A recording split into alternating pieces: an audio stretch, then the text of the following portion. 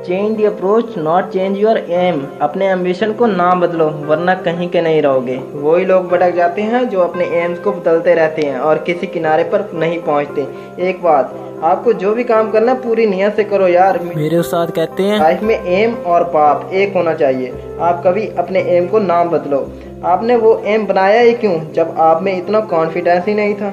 इसलिए एम को सिलेक्ट करने से पहले रिसर्च करो और इसके बाद जो भी एम सिलेक्ट करो वो पूरी ज़िंदगी रहना चाहिए। जवान हो यार, जवानी में रवानी कहाँ है। अगर इस उम्र में जो कर लिया, जो एम बना लिया, वो पूरी ज़िंदगी रहेगा। जो भी एम आप सिलेक्ट किया करो उसके लिए रोज़ाना मेहनत करना बहुत ज़रूरी है। इसके लिए आपको तैयारी करनी पड़ेगी।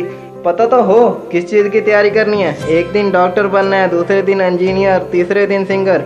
कुछ भी नहीं बनोगे पागल, कंफ्यूज बनोगे। जूते पहनेंगे घर से भी और बाहर से भी। एक ही एम बनाओ, उसके लिए रोज़ मेहनत करना ज़रूरी है क्योंकि मेहनत के बगैर कुछ भी नहीं मिलता। याद रखना, शॉर्टकट से आप कभी भी मंजिल तक नहीं पहुंच पाओगे। शॉर्टकट से आप घूम फिर कर फिर हाईवे पर आ जाओगे और कहोगे टाइम वेस्ट हो गया। इसलिए वन सिंगल एम, इसे आप छोटे छोटे पार्ट्स बनाकर रोज इस पे मेहनत करो। एक ही दिन में कोई लेजेंड नहीं बन सकता। लेजेंड पैदा नहीं होता, वो अपनी मेहनत से लेजेंड बनता है। अपनी खुद की इज्जत कीजिए, अपने एम की इज्जत कीजिए, इसके ईमानदारी से काम कीजिए। अगर आपको एम सेलेक्ट करने में कोई कन्फ्यूजन है तो अपने माँ बाप से सलाह लीजिए। यकीन करो, इन दो रिश्तों से ज़्यादा मुखलिस आपके साथ कोई भी नहीं हो सकता।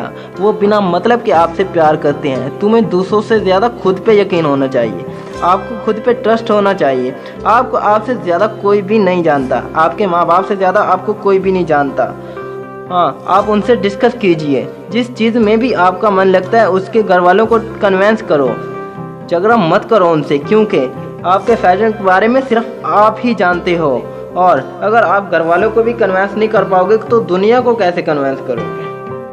आपको इमोशनल हेल्प चाहिए अपने घर वालों की और वो आपको मिलेगी। बस आपको अपने फैशन को अपनी ज़िंदगी बनाना है। लेजेंड में दो बातें कॉमन होती हैं। एक ये कि वो सिर्फ वही करते आए हैं जो उन्हें बनना था और आज वो बने हुए हैं। और दूसरी बात है उनका डिसिप्लिन। हाँ, डिसिप्लिन बहुत ही ज़रूरी है।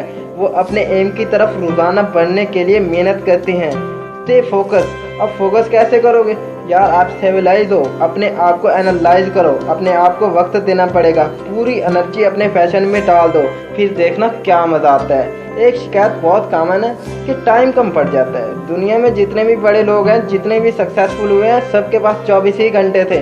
मैंने तो आज तक नहीं सुना किसी के पास 36 घंटे हो या इसके ज़्यादा। आप रात को कितने बजे सोते हो, सुबह कितने बजे उठते हो, ये मैटर नहीं करता। मैटर करता है टाइम मैनेजमेंट। तो अगर कामयाब होना तो टाइम मैनेजमेंट करना होगी। एक और बात, जब ट्रैफिक होती है ना तो हॉर्न बजाने से कुछ भी नहीं होता। और उड़ के जाओगे तो जुर्माना भी लगेगा और पिटाई भी होगी। और स्पाइडरमैन असल में नहीं होते दोस्त। उड़ के तो आप जा नहीं सकते। ट्रैफिक का कसूर मत बनाओ, वक्त से थोड़ा पहले निकलो। आप अपनी मंजिल तक वक्त पर पहुंच जाओगे। टाइम मैनेजमेंट, हर चीज़ का टाइम डिसाइड करना पड़ेगा आपको। बस टाइम मैनेजमेंट कीजिए और बढ़ते जाइए। एम को सीधा रखो।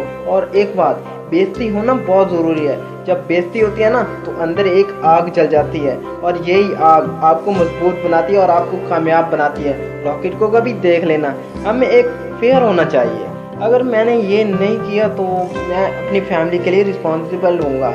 और इसी बात को देखते हुए, अपनी फैमिली का ख्याल करते हुए उस बेइज्जती को बर्दाश्त करो। और जिन लोगों ने आप पे शक किया, आपकी ईमानदारी पे शक किया, आपकी परवरिश पर शक किया, तो बता दो उनको कि वो गलत थे और आपकी परवरिश सही।